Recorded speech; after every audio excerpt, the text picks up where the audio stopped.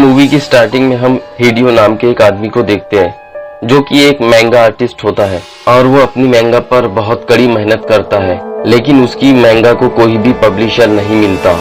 इसीलिए वो एक छोटी सी नौकरी करने लगता है और इस बात से उसकी गर्लफ्रेंड टेको को बहुत बुरा लगता है क्योंकि हिडियो की मैंगा को कोई भी पब्लिश नहीं कर रहा था। टेको अब हिडियो से फ्रस्ट्रेटेड हो चुकी थी क्योंकि वो उसी अपार्टमेंट में रहता और खाता था, लेकिन अभी भी हिडियो पूरी मेहनत से अपनी मैंगा पर काम कर रहा था ताकि उसकी मैंगा पब्लिश हो सके और वो फाइनेंशियली स्ट्रांग हो जाए और वो उसकी गर्लफ्रेंड को खुश रख सके।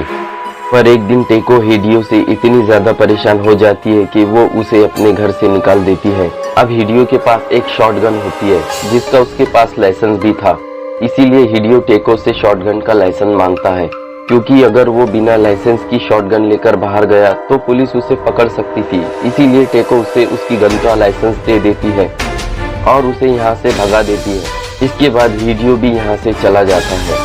इसके बाद हमें न्यूज चैनल से पता चलता है कि शहर में एक ZQN नाम का वायरस फैल रहा है जिसके चलते लोग एक दूसरे को काट रहे हैं।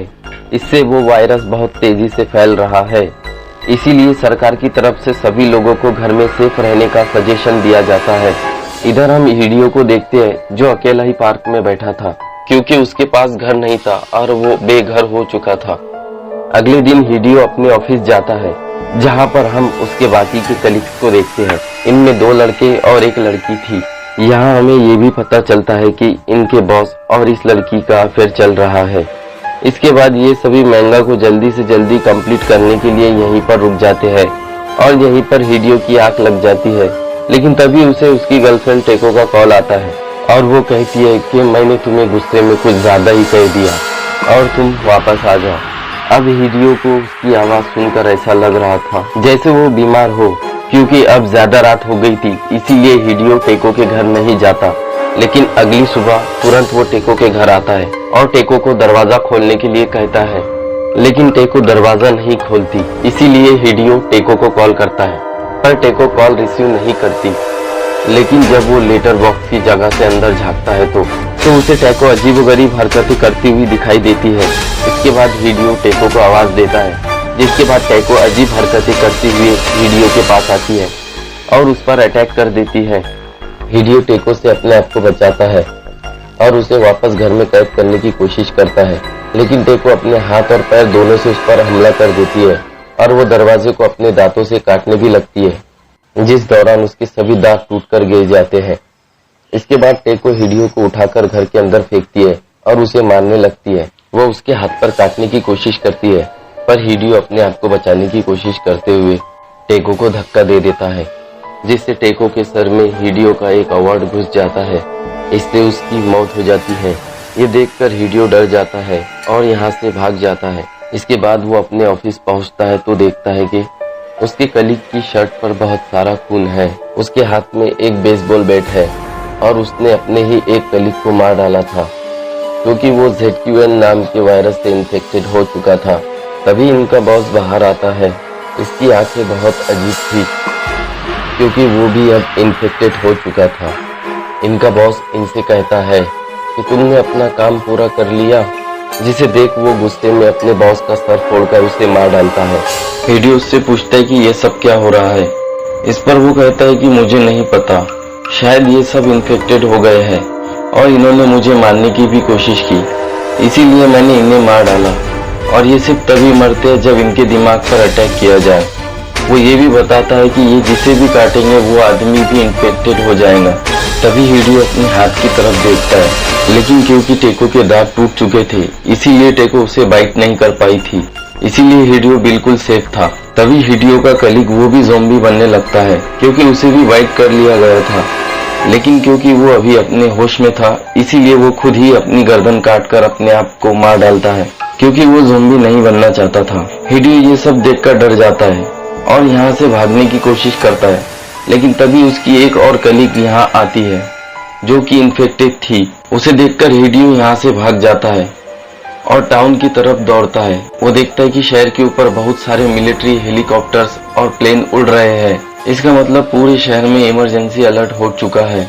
धीरे धीरे हिडियो आगे जाता है और देखता है कि सभी लोग एक एक करके वायरस की चपेट में आ रहे हैं और वो एक दूसरे को काट रहे हैं। ये सब देखकर हिडियो अपनी जान बचाने के लिए एक टैक्सी के पास जाता है और ड्राइवर को दरवाजा खोलने के लिए कहता है। तभी हिडियो के पास एक लड़की आती है। इसका नाम हिरोमी होता है और वो ज़ोंबी से बचकर भाग रही थी। तभी इनकी तरफ एक ज़ोंबी आने लगता है, जिसे मारने के लिए हिडियो अपनी शॉटगन निकालता है, लेकिन उसके हाथ में गन हेलुसिनेट कर रहा था। अब ये सब टैक्सी में बैठते हैं, लेकिन तभी एक और आदमी आकर इनके साथ बैठ जाता है और टैक्सी ड्राइवर इन्हें लेकर चल देता है। कुछ देर बाद जो आदमी इनके साथ बैठा था वो ज़ोंबी में बदलने लगता है, क्योंकि उसे भी एक ज़ोंबी ने काटा था। वो इन पर अटैक कर देता है और टैक्सी ड्राइवर को इन्फेक्टेड कर देता है। इसके बाद ये ज़ोंबी हिडियो पर भी हमला कर देता है और हिडियो उसे बाहर फेंकने की कोशिश करता है, लेकिन ये ज़ोंबी हिडियो को पकड़ लेता है, पर हिरोमी उसकी मदद करती है। उसके बाद हिडियो ज़ोंबी को लात मारकर गिरा देता है और ये ज़ोंबी मारा जाता है। कुछ देर बाद टैक्सी ड्राइवर भी ज़ोंबी में बदलने लगता है। ये टैक्सी ड्राइवर इमोशनल हो जाता है और कहता है कि 30 साल में उसने कोई भी कानून नहीं तोड़ा। इसके बाद ये टैक्सी ड्राइवर कानून तोड़ते हुए गाड़ी की स्पीड तेज कर देता है, जिससे इनका एक्सीडेंट हो जाता है। हिडियो और हिरोमी दोनों बेहोश हो जाते हैं और जब इन्हें होश आता है तो इनके पीछे पूरा शहर था, जो ज़ोंबी की दहशत में तबाह हो चुका था। इन्हें पता चलता है कि ये वायरस बहुत तेजी से फैल रहा है। इससे ये लोग अपनी मेमोरी को तो भूल जाएंगे, लेकिन उनका प्रोफेशन उनकी बॉडी को नहीं छोड़ेगा। जैसे कि अगर कोई एथलीट है तो वो ज़ोंबी बनने के बाद भी वैसे ही हरकतें करेगा। इन्हें ये भी पता चलता है कि अगर ये माउंट फूजी पर जाए तो वायरस खत्म हो सकता है। इसीलिए ये माउंट फूजी पर जाने का डिसाइड करते हैं, मगर रात होने की वजह से ये एक सेफ जगह पर छुप जाते हैं और अब तक ये दोनों एक दूसरे को पसंद करने लगे थे। अगली सुबह जब हिडियो की नींद खुलती है तो वो देखता है कि हिरोमी की गर्दन पर ज़ोंबी बाइट है, यानी कि वो भी इन्फेक्टेड है। ये देखकर वो डर जाता है और हिरोमी पर गन तान देता है। इसके बाद हिरोमी बताती है कि मुझे एक बच्चे ने काटा था।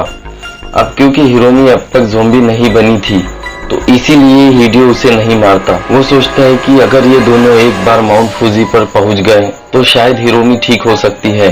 अब इसके बाद ये दोनों माउंटेन की ओर बढ़ने लगते हैं और यहाँ अचानक हिरोमी हिडियो से कहती है कि तुम मुझे छोड़ दो, तुम यहाँ से अपना सफर अकेले ही तय करो। अब हिडियो को समझ नहीं आता कि हिरोमी ऐसा क्यों कह रही है, लेकिन तभी हिरोमी की एक आंख ज़ोंबी की तरह हो जाती है और वो ज़ोंबी बनने लगती है, जिसे देखकर हिडियो डर जाता है और यहाँ से भाग जाता है। आगे जाकर उसे रास्ते में एक आदमी मिलता है, जिससे वो मदद लेने की कोशिश करता है, लेकिन वो आदमी खुद एक ज़ोंबी था। वो हिडियो पर अटैक करने की कोशिश करता है, लेकिन तभी हिरोमी आ जाती है और ज़ोंबी के हाथ पैर तोड़कर उसे मार डालती है। इसके बाद वो हिडियो की तरफ हाथ बढ़ाती है, जिसे देखकर हम समझ पाते हैं कि वो पूरी तरह से ज़ोंबी नहीं बनी, वो एक हाफ ज़ोंबी है। इसके बाद ये बहुत समय तक जैसा तैसा करके रूखा सूखा खाकर जंगलों में ही समय बिताने लगते हैं और अपना सफर जारी रखते हैं। एक दिन ये दोनों मेन रोड पर आते हैं, जहाँ पर हिडियो को एक शॉपिंग कार्ट मिलता है, जिसमें वो हिरोमी को बैठाकर आगे बढ़ने लगता है। तभी वो एक मॉल पर रुकता है और देखता है कि वहाँ की हालत भी खराब है और सब कुछ तबाह हो चुका है। यहाँ पर हिडियो नए नए कपड़े पहनता है। तभी यहाँ इसी शॉप का मालिक आ जाता है, जो कि पूरी तरह से ज़ोंबी बन चुका था। वो कहता है कि तुम्हें क्या चाहिए। इसके बाद वो हिडियो पर हमला कर देता है, लेकिन तभी यहाँ पर सुगुमी नाम की एक लड़की आती है, जो उस ज़ोंबी को मार देती है और हिडियो की जान बचा लेती है। सुगुमी यहाँ पर अकेली नहीं थी, बल्कि सुगुमी की तरह और भी लोग थे, जो यहाँ इन ज़ोंबी से बचकर रह रहे थे मॉल के टेरिस पर, ताकि ज़ोंबीज इनके पास ना आ सके।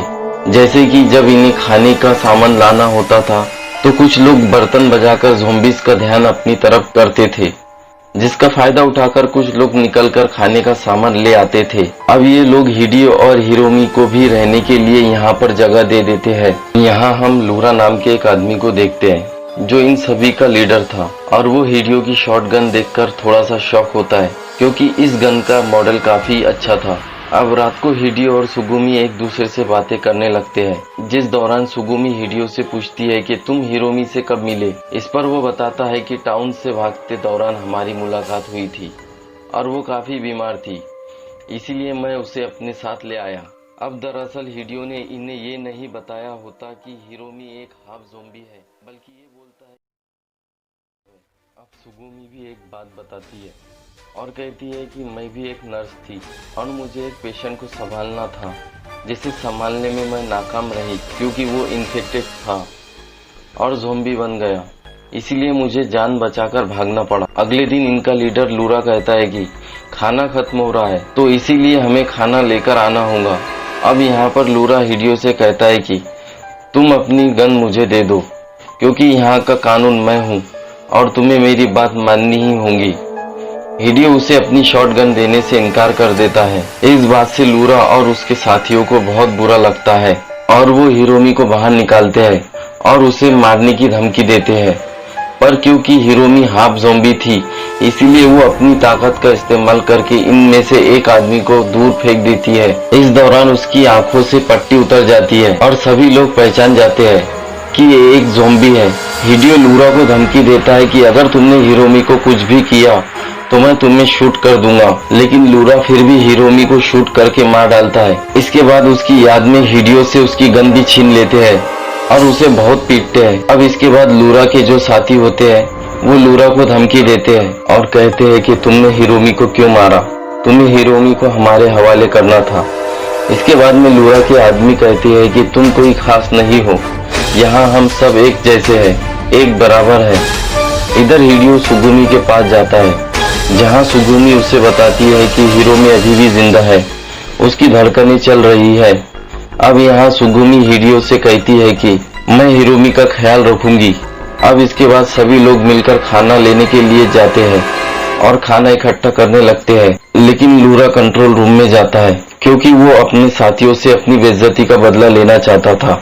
वो दिखाना चाहता था कि यहाँ पर सिर्फ एक ही लीडर है और वो है वो खुद।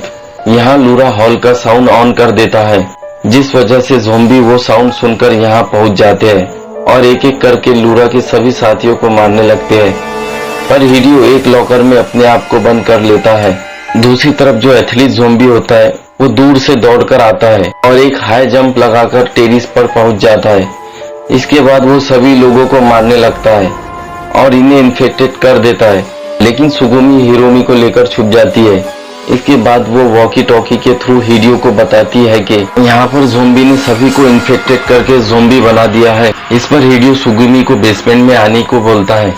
अब जैसे ही हिडियो लॉकर से बाहर निकलता है तो एक ज़ॉम्बी उस पर हमला कर देता है और उसके हाथ पर काट लेता है, लेकिन हिडियो ये रियलाइज करता है कि उसने अपने हाथ में बहुत सारी घड़ियां पहन रखी है, इस वजह से वो बच गया।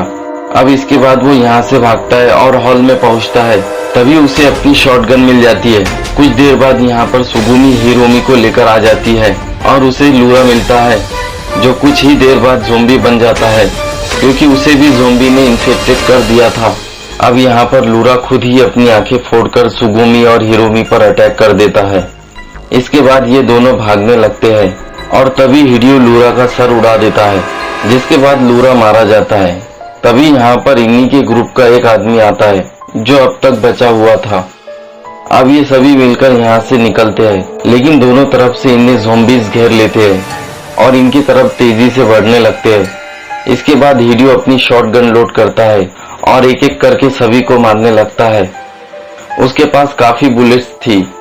इस दौरान उनके एक साथी को ज़ॉम्बीज पकड़ लेते हैं और उसे इन्फेक्टेड कर देते हैं और अब बचते हैं हिडियो, हिरोमी और सुगुमी। सभी ज़ॉम्बीज को मारने के बाद हिडियो के सामने एथलीट ज़ॉम्बी आता है।